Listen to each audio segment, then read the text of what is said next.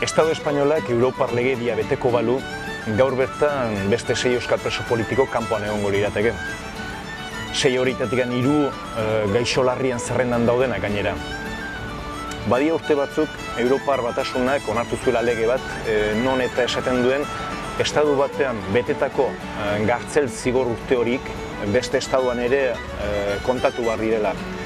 Dino, Estado espainolak uko egiten dio legedio horreri behar den bezala aplikatzeari. Eta herri honek behar duena da behingoz justizia gorroto eta mendekoarekin ez nahastea. Herri honek nahi eta eskatzen duena da bake bat non eta benetako justizian eta askatasunean oinarrituta dagoen.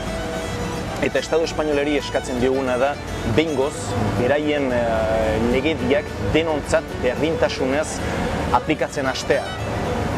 Bestek beste, Frantzian betetako gartzel urte hori denak ere Espainian kontatzea eskubide bat delako, eta bestek beste etxean eta onik nahi ditugulako, behar ditugulako.